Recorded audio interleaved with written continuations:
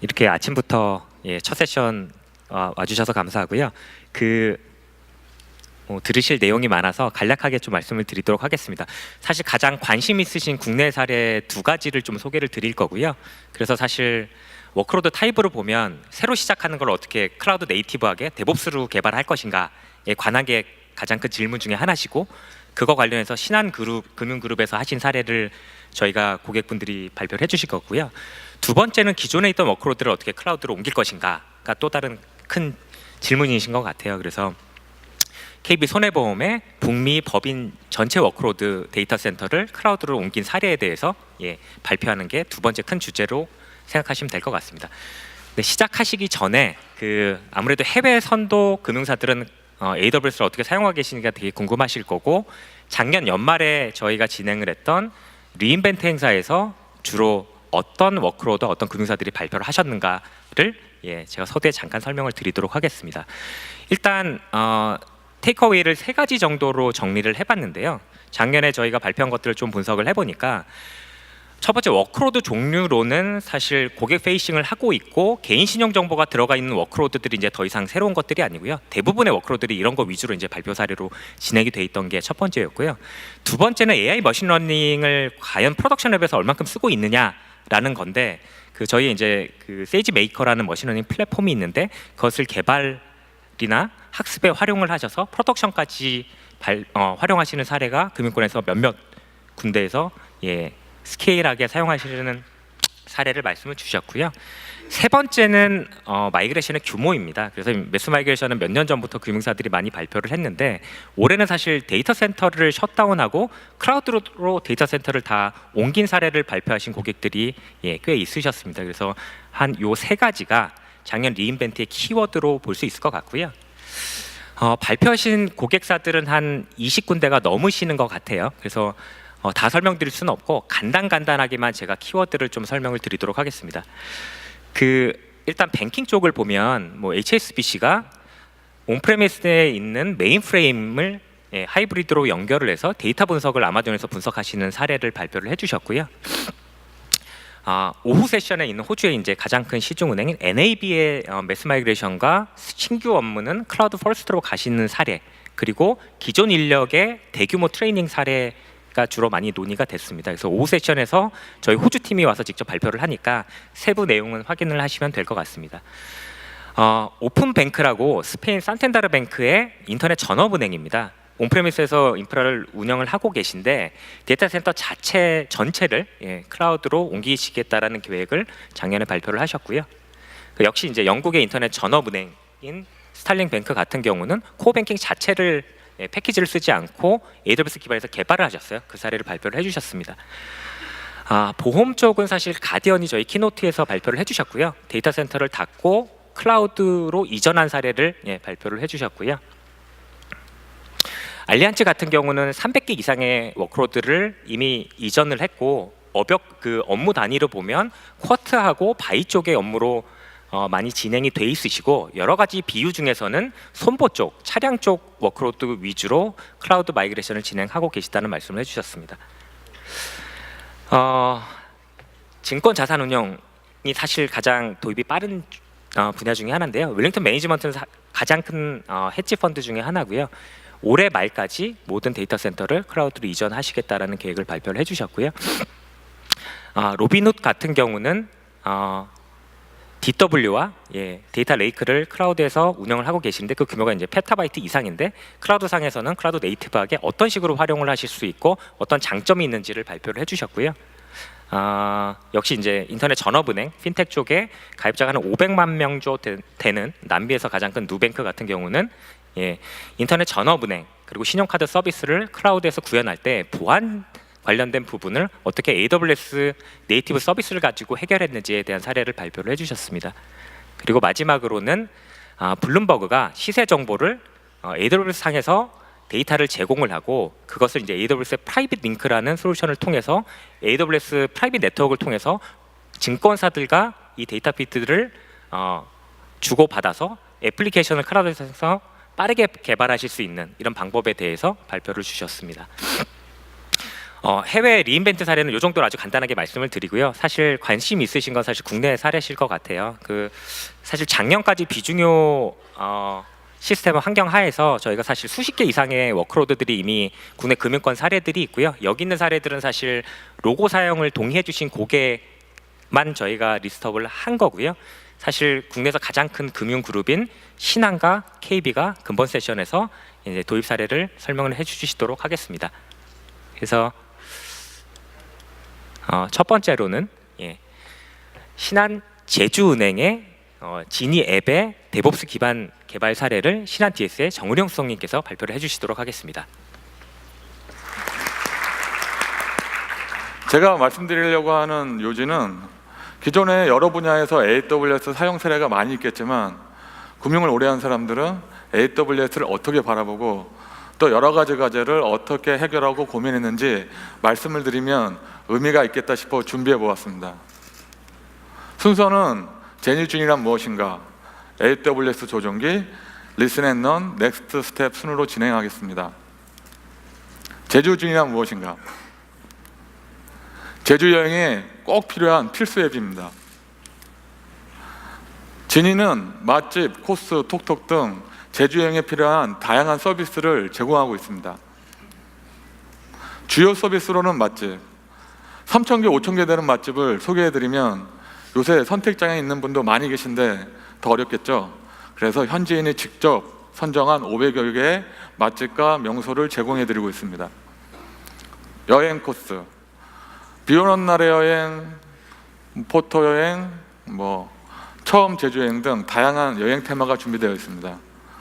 톡톡 서비스는 제주 여행에서 궁금한 점을 질문하시면 현지인이 직접 답변해 드리는 서비스도 있습니다. 앱을 설치해서 사용해 보시면 더 많은 서비스에 분명히 만족하실 겁니다. 금융개발자가 여행 앱을 처음 컨설팅 문서를 보았을 때만 해도 야 재밌겠다, 금융 앱을 했는데 뭐 어렵겠어, 새로운 분야에 대한 도전과 흥미 이런 것만 충만했었는데 너무 쉽게 봤던 거죠. 만삽 두고 허리 한번 펴기 운동할 줄 모르고. 금융개발은 새로운 기술과 새로운 방식보다는 전통적인 폭포수 모델과 안정적인 시스템을 우선시합니다. 검증되기 전에 도입을 꺼려하는 것이 사실이죠. 아 이거 도입하면 좋겠는데 이러면 레퍼런스 있어? 이게 먼저 나오죠. 저희는 작년에 클라우드의 개인정보가 허가되지 않아 비중요 정보 시스템으로 인가를 받아 시작했습니다. 신문에서 보니 금융도 클라우드를 허용한다는 기사를 본 것 같습니다. 추후에 금융도 클라우드로 많이 넘어오겠죠. 저희도 개발기간이 촉박하여 웹 아스 형태로 하려 했으나 개발자들이 한번 해보자 라는 의지로 마이크로 서비스 아키텍처로 구축하였습니다. 왜 신한 DS가 데브옵스 기반으로 AWS 프로젝트를 시작하게 되었을까요? 프로젝트는 기간과 일정이 있기 때문에 기간 대비 역산을 많이 하게 됩니다. 제주여행 성수기인 여름을 타깃으로 하려면 빠른 개발 착수가 필요했습니다. 전통적인 온프라미스 방식으로 하게 되면 인프라 세팅만 한 달 이상 걸리게 되어 있죠. 그래서 클라우드로 시작했고 작년에 이렇게 빨리 개발 환경이 될 거라고는 생각하지 못했습니다. 저도 작년에 애자일로 처음 프로젝트를 진행했었는데요. 30일 기준으로 스프린트를 나누어 진행을 했었는데 이건 한 달에 한 번 오픈, 수정사항의 폭탄, 신규 스프린트는 기다리고 있고 진짜 헉헉대면서 프로젝트를 진행했던 기억이 있습니다. 여러분도 애자일로 하시려고 하면 많은 고민이 필요할 것 같습니다. AWS 도전기, 현재 클라우드와 옛날 클라우드는 뭐가 다른 거지? 저 나름대로 생각해 보면 옛날 클라우드는 다양한 서비스의 조합이 없습니다. 그러나 현재 클라우드는 정말로 다양한 서비스의 조합이라고 생각합니다. 저희도 CI/CD를 위해 이 코드 시리즈를 적용하려 했으나 당시 개발 사무실이 네트워크 문제로 할 수가 없었습니다. 그래서 고민 끝에 CRI 기반으로 반영 절차를 수립하였고 개발과 운영의 소스의 분리, 또 계정의 분리, 또 반영이 쉽다고 생긴 대로 반영할 수 없으니 저희 나름대로 절차를 만들어서 지금까지 운영해 오고 있습니다. 마이크로 서비스 아키텍처, 모놀리틱에서 MSA로 개발은 생각의 전환이 필요합니다.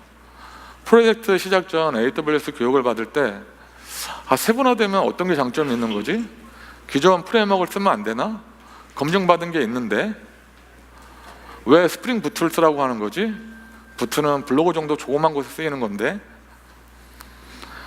이렇게 여러 가지 고민이 있었는데 작게 나눠야 되니 가벼운 프레임워크가 필요하겠구나.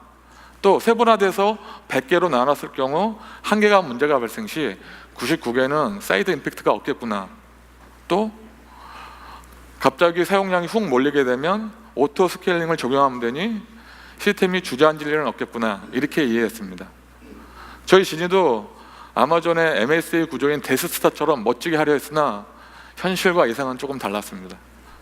그럼 어떻게 세분화할 것인가? 정답은 없습니다. 그래서 업무 단위로 세분화했습니다. 이벤트, 처음에 이벤트 시작 시 인스턴스가 많이 필요하고 종료 시 인스턴스를 줄여야 하기 때문에 세분화 서비스로 도출. 이런 식으로 마이즈니 유저, 톡톡 맛집 등 총 16개로 세분화했습니다. 그러다가 운영 중에 다시 사용량 기준으로 재분할을 하였습니다. 마이즈니, 즉 마이페이지는 사용량이 적기 때문에 유저로 합치고 배치 서비스는 푸시 서비스랑 같이 사용하다 보니 배치 서비스, 푸시 서비스로 나누고 AWS는 사용량에 따라 비용을 정산하기 때문에 운영 중에 갑자기 비용을 많이 발생시킬 수 없었습니다. 그래서 재분할을 하였고 새로운 서비스도 추가할 수 있도록 조정을 하였던 것입니다. 개발자의 고민. 자바 기반으로 하였더니 하나하나가 무거웠습니다. 그래서 자바가 정답은 아닐 텐데 MSA에 최적화되어 있다는 장고 프레임워크를 써야 하나? 그럼 파이썬 개발자는 어디서 구하지? 단가는 맞으려나? 비용이 한정적이기 때문에 고민했던 부분입니다. 공통 프레임워크도 개발 기간의 단축과 개발자의 편의성을 위해서 많은 기능을 가져갔으나 또 하나하나가 무거웠던 거죠. 그래서 MSA에서는 공통도 좀 가볍게 가져가야 되는구나 라고 이해했습니다.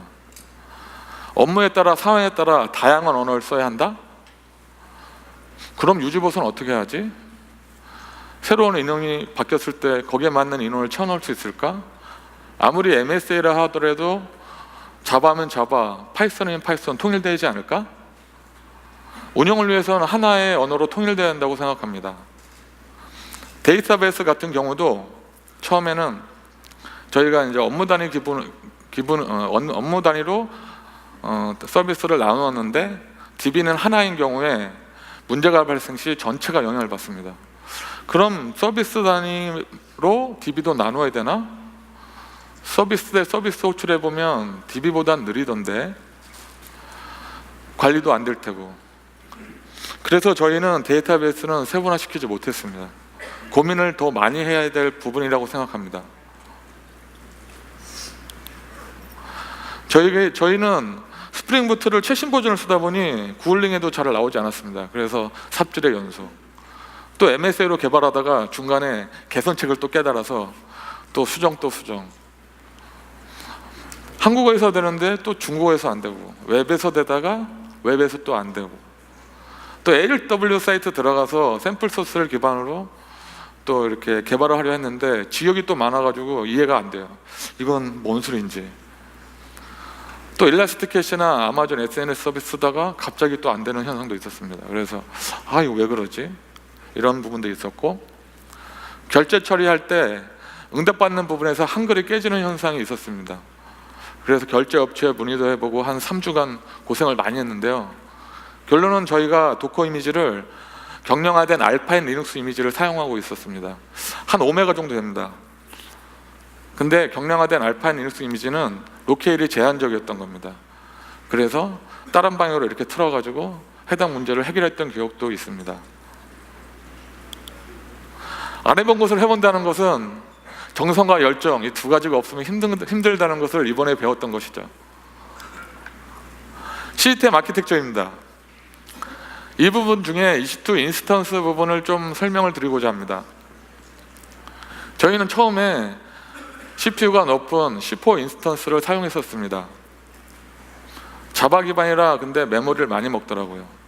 운영 중에 확인해 보면 CPU가 많이 남고 메모리가 부족하여 CPU와 메모리가 밸런스가 맞는 M5 인스턴스를 사용하게 되었습니다. 저희의 특성이라 할 수 있겠죠. 많은 기능을 넣다 보니 밸런스가 맞는 인스턴스가 필요했던 겁니다.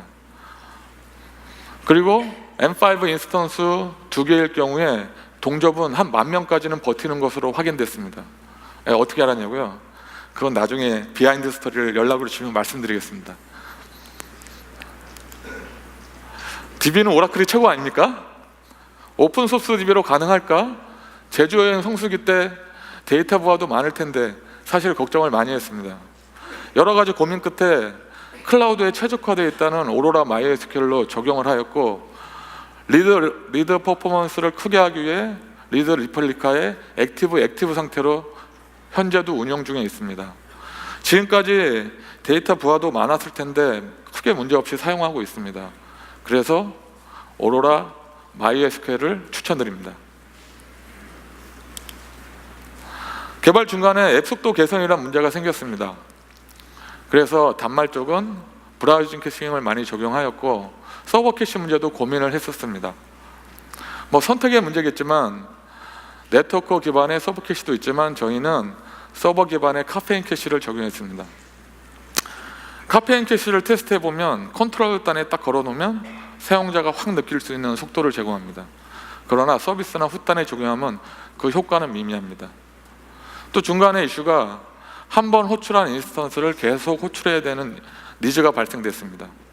그래서 로드 밸런스에서 인스턴스를 호출하는 방식을 알아보니 라운드 로빈 방식이었습니다. 또 다른 방식은 없나? 여러 가지로 또 고민을 해봤겠죠.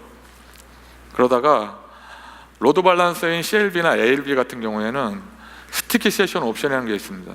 스티키 세션 옵션은 로드 밸런서에서 사용자 세션을 유지해서 한 번 호출한 인스턴스를 계속 호출하게 해주는 기능입니다. 그래서 그 기능을 적용하여 해당 이슈를 해결한 기억도 있습니다. 카카오톡처럼이라는 부품 꿈을 안고 모바일에 최적화되어 있다는 MQTT 프로토콜을 적용하였습니다. 네트워크 채팅 서비스의 이제 안정적인 서비스를 위해 MQTT 프로토콜을 지원하는 액티브 MQ 메시지 브로커가 적용되었습니다. 그 당시 아마존 MQ를 적용을 했으나 서울 리전에서 아직 서비스가 되고 있지 않아서 도커 기반의 액티브 MQ를 적용하였고, 현재는 서울 리전에서 사용이 가능한 것으로 알고 있습니다. 대륙 공략. 저희 한국 버전에서는 이미지나 자료 정보를 S3에서 서비스했으나 중국 버전에서는 안정적인 네트워킹 속도를 위해 클라우드 프론트를 적용하였습니다. 또 중국 버전에서는 구글, 페이스북, 카카오톡 등을 서비스할 수 없습니다. 해당 URL을 호출하다 보면 굉장히 느려지는 현상을 확인할 수 있죠. 그래서 저희는 중국 API를 많이 사용하였습니다. 안드로이드 같은 경우도 구글 푸시를 사용하기 때문에 중국 버전에서는 사용할 수가 없습니다. 그래서 이제 좀 확인해 보니 아마존 SNS 서비스에 바이드 푸시를 제공하는 기능이 있습니다. 그래서 중국 버전에서는 바이드 푸시를 적용하고 있습니다. 또 중국 결제 테스트할 때는 알리페이나 위챗페이 같은 경우 테스트할 땐 중국 계정을 가진 핸드폰이 필요합니다. 그래서 저희도 당사 직원 중 중국인 직원을 찾아서 부랴부랴 어렵게 테스트한 기억이 있습니다.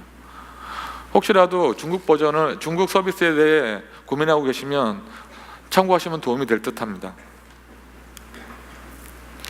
완전 관령이라 개발 시에는 마음에 많이 와닿지 않았습니다.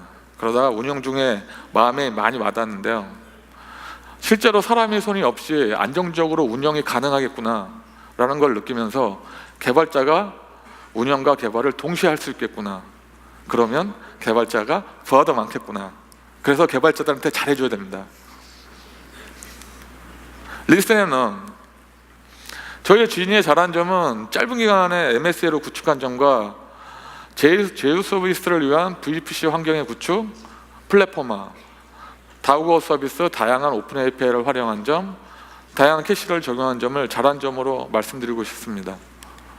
부족한 점은 MSA를 세분화할 때 더 많이 고민을 못한 점, MSA 관련 테스트가 부족한 점, 또 공통이 계속 수시로 업데이트되면서 공통화가 약간 부족한 점, 그리고 그 당시에만 개발과 운영의 소스를 분리하지 못한 점, 그리고 캐시를 좀 더 세분하게 적용하지 못한 점을 조금 아쉬운 점으로 꼽고 싶습니다. 넥스트 스텝. 저희는 비즈니스적으로는 웹 내 지속성을 가지고 사용할 수 있는 컨텐츠에 집중하고 있습니다. 또 제주 오프라인 강좌와 제휴하여 온라인 서비스를 하는 제주도 디지털 플랫폼화를 지향합니다. 또 제주 여행 시 지니앱 하나로 모든 것을 활용할 수 있는 여행 토탈 서비스를 꿈꾸고 있습니다. 기술적으로는 현재 모놀리틱에서 MSA 서버리스로 가고 있습니다. IT 기술도 더 좋은 것, 새로운 것으로 변하기 때문에 거기에 대응돼야 한다고 생각합니다. 추후 클라우드는 서버 없는 세상이 도래할 것입니다. 저희 진이도 HTTP 통신을 통한 ALB의 호출, ALB에서 람다 펑션을 호출하여 응답 처리를 하는 서버리스 형태의 서비스가 도입되어 있습니다. 새로운 변화에 더욱더 대응하고 준비해서 더 열심히 한번 해보겠습니다. 더 궁금한 것이 있으시면 저에게 연락 주시면 성심성의껏 답변해 드리도록 하겠습니다. 감사합니다. 네, 안녕하십니까. 메가전 클라우드의 노용헌입니다. 제가 오늘 여러분께 말씀드릴 부분은 지난해 제가 PM으로서 참여했던 KB손해보험 미주법인의 AWS로의 마이그레이션 사례입니다. 네, 장표를 보시겠습니다.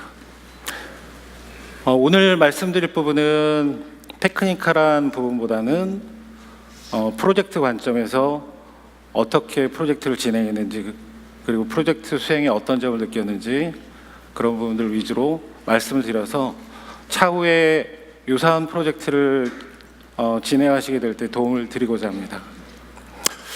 KB손해보험의 위치부터 보겠습니다. 위치를 말씀드리는 이유는 첫 번째 장표에서 보시는 것처럼 한국과의 시간이 무려 14시간이나 난다는 점입니다.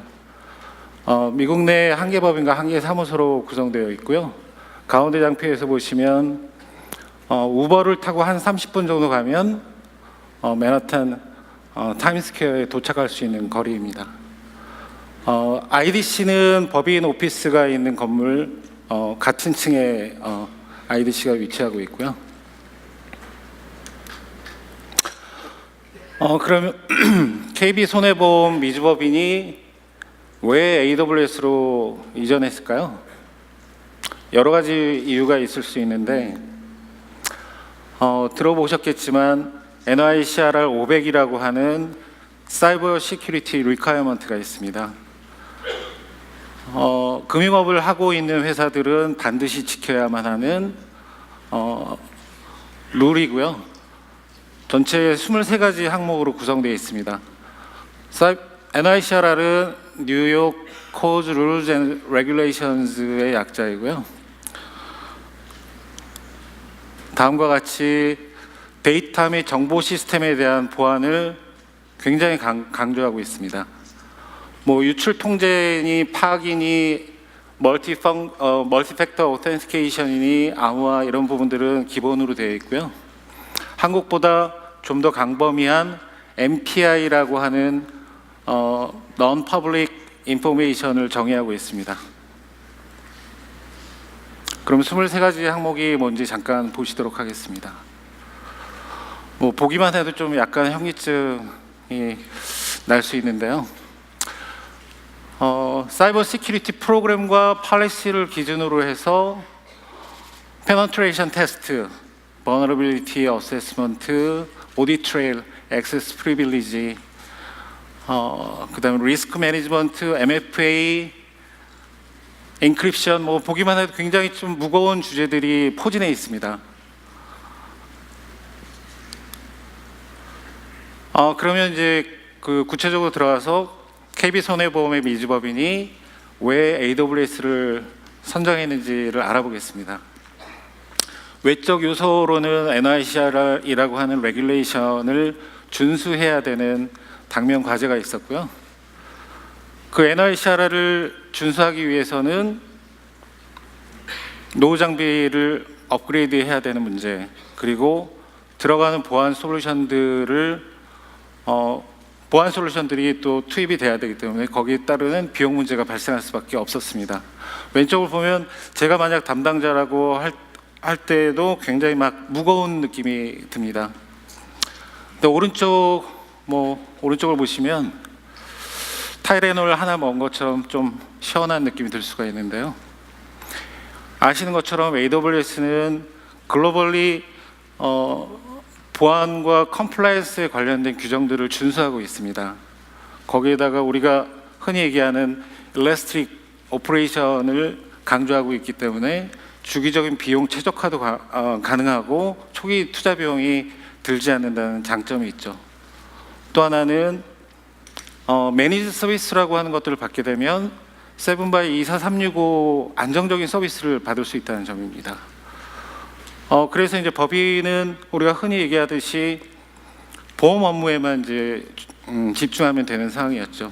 그래서 법인 담당자 입장에서도 AWS로 이전하지 않을 이유가 없었던 것입니다. 그러면 프로젝트를 어떻게 진행했는지 좀 자세히 살펴보도록 하겠습니다. 프로젝트 기간은 작년 2월부터 7월까지 약 6개월간 진행이 되었고요. 아까 말씀드렸던 것처럼 당시 서머타임이 적용되어 있어서 14시간의 시차가 있었습니다.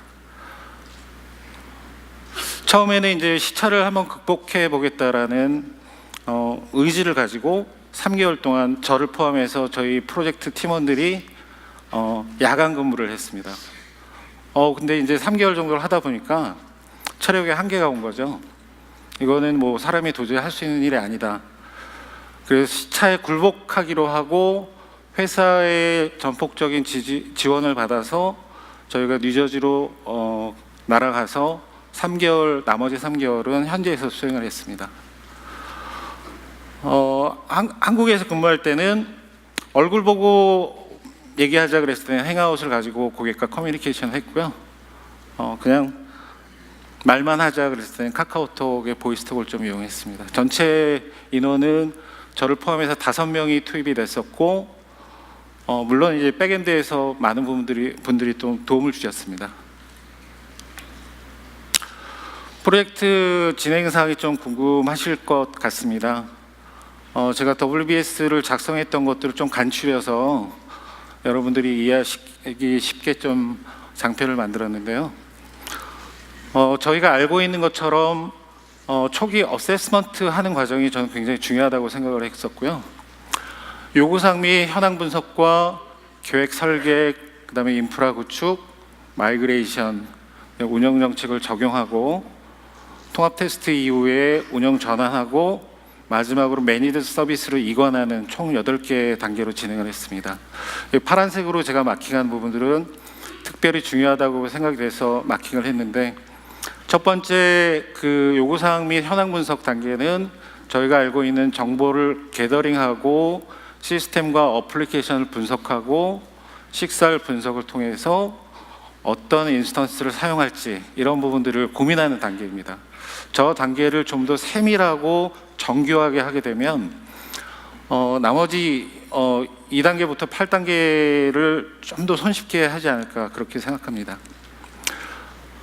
마이그레이션 단계도 중요하고, 또 하나는 이제 법인의 AWS로의 이관이 NICR과 관련된 시큐리티 문제가 있었기 때문에 5번째 단계에서 이제 보안을 적용하는, 그러면 시큐리티 그룹과 관련된 부분들, 그다음에 그 EBS를 암호화하는 부분들, 이런 부분들을 5번째 운영 정책에서 적용을 했었고요. 오버롤한 아키텍처입니다. 그 고객사 정보이기 때문에 제가 자세한 아키텍처를 말씀드리는 건 어렵고, 왼쪽에 온프레미스는 뭐 상징적인 의미로 집어넣은 거고요. 오른쪽 보시면 AWS의 버지니아 리전을 메인 센터로 하고 노스 캘리포니아 리전을 백업 센터로 구성하였습니다. 그래서 이 프로젝트는 올인 마이그레이션이에요. IDC에 어떤 시스템도 남아있지 않은 올인 마이그레이션이고, 보험 코어, 그다음에 그 업무 시스템 등 IDC에서 사용하고 있던 모든 시스템들을 AWS로 이관하였습니다. 여러분도 아시다시피 그 AWS는 지금 이 순간에도 굉장히 많은 서비스들을 론칭하고 있습니다. 그리고 기존 서비스들을 지속적으로 업데이트하고 있고요. 이번 프로젝트에서 저희가 적용하는 AWS 서비스들은 노란색으로 마킹을 좀 해봤습니다. 일일이 제가 새로 변경된 아이콘으로 좀 만들었는데요. 아시다시피 뭐 EBS, S3, ELB, EC2, 워크스페이스, SES 익숙한 서비스들을 많이 적용을 했고요. 특이한 점은 아마 국내에서는 사용하신 분들이 많지 않을 텐데 스노우볼을 적용을 했습니다. 데이터 이관을 하기 위해서 스노우볼을 적용했고요. 스노우볼과 관련된 또 에피소드가 있는데 그건 좀 이따 다시 말씀드리겠습니다. 그러면 프로젝트를 어떻게 진행했는지 좀 궁금하실 것 같습니다. 저희가 IT 프로젝트 진행하는 것과 사실은 그렇게 다르지 않습니다. 저희 그 프로젝트 룸에 저렇게 기다란 화이트보드가 있었는데 제가 모자이크 처리를 했지만 왼쪽에 드문드문 보이는 주황색 점 같은 것들이 보일 겁니다. 어플리케이션별로 문 차트를 가지고 제가 관리를 했고요. 오른쪽 부분은 저희가 수많은 협의를 진행하고 가장 좋은 해결책을 찾기 위한 여러 가지 협의 진행했던 지우고 쓰고 지우고 썼던 그런 부분들입니다. 그래서 우리가 프로젝트를 수행했을 때 프로젝트 관리하는 PM의 입장으로서는 여러 가지 그 액티비티가 있을 텐데 이번 마이그레이션 프로젝트에서도 진척도 관리나 위험 관리들을 빠짐없이 했다는 걸 말씀드리고요. 이 장표는 약간 좀 쑥스러운 장표가 될 수 있는데 왜 KB 손해보험 미주법인이 메가존 클라우드와 프로젝트를 수행했을까요? 여러분도 아시다시피 메가존 클라우드는 클라우드 전환 경험이 많은 충분한 기술 인력을 보유하고 있는 회사입니다. 거기다가 저는 이번 프로젝트를 수행하면서 그 베조스 회장이 고객에 대해서 강조하는 것하고도 뭐 같은 맥락일지는 모르겠습니다. 제가 만약 고객의 입장이라면 어떻게 했을까를 끊임없이 물어봤고 그래서 고객과의 커뮤니케이션을 원활하게 가져가려고 노력을 했습니다. 그리고 마지막으로는 안정적인 MSP라는 점이라고 생각합니다. 이 3박자가 맞았기 때문에 이번 프로젝트가 성공적으로 완료가 됐다고 생각합니다. AWS 이관 후의 이점은 무엇이라고 생각하는가라는 질문입니다. 뭐 일반적인 내용들이 될 수 있지만 4가지로 압축을 해보았습니다. 첫 번째는 온프레미스 대비 저스펙으로 안정적으로 운영할 수 있다는 점이고요. 누구나 우리 다 인정할 수 있습니다. 두 번째는 처리 용량을 저희가 예측하지 않아도 우리 이른바 일라스틱 오퍼레이션을 할 수 있다는 점이고요. 세 번째는 저는 굉장히 중요한 포인트라고 생각하는데 안정적으로 7x24365를 지원할 수 있는 인력들이 포진해 있기 때문에 마이그레이션 다 하고 나서도 굉장히 안정적으로 운영을 할 수 있었다는 점이죠. 그래서 이제 법인은 보험 업무 본연의 비즈니스에만 집중 가능했다고 생각합니다. 네, 이것도 역시 약간 쑥스러운 페이지가 될 수 있는데요. 제가 고객께 여쭤봤습니다. 메가존 클라우드의 MSP 만족도를 얼마 주실 수 있습니까? 5점 만점에 5점을 주셨고요. 왼쪽 그림은 COC라고 해서 클라우드 오퍼레이션 센터라고 메가존에서 운영하고 있는 센터입니다. 법인과 여러 가지 커뮤니케이션 채널을 통해서 365일 24시간 지속적으로 지원을 하고 있습니다. 프로젝트를 진행하면서 3개월 동안 미국에 체류하면서 진행을 하다 보니 뭐 에피소드는 굉장히 많았습니다. 일단 차량 없이 식사를 하러 가는 것들도 어려웠고, 그래서 렌터카를 빌릴 수밖에 없었고, 4월임에도 불구하고 폭설이 잦았습니다. 그래서 제가 지금 기억에는 한 2번 정도, 거기는 셧다운이라는 표현을 쓰더라고요. 물론 저는 이제 뭐 출근을 해서 프로젝트를 진행하고 싶었는데 가지 못하는 상황이 있었고요. 7월 4일 인디펜던스 데이 때문에 또 작업을 못했던 경험이 있고, 오른쪽이 아까 말씀드렸던 그 스노우볼이에요. 저 장표를 집어넣은 이유는 그 AWS 콘솔에서 뭐 해보신 분은 알겠지만 50TB의 스노우볼을 저희가 요청을 했는데 페덱스를 통해서 받아본 용량이 4.3기가짜리가 온 거예요. 그래서 그때 당시에 원숭이도 정말 나무에서 떨어질 수가 있구나, 뭐 누구든지 실수는 할 수 있으니까요. 그래서 다시 보내고 다시 배송받는, 그래서 약 일주일 정도가 지체됐던 기억이 있습니다. 네, 마지막 장표입니다. Lessons Learned인데요. AWS로의 뭔가 마이그레이션, 사람들은 굉장히 얘기를 많이 하고 있습니다. 여기에는 그 정말 실력 있는 조력자가 필요하다. 이거는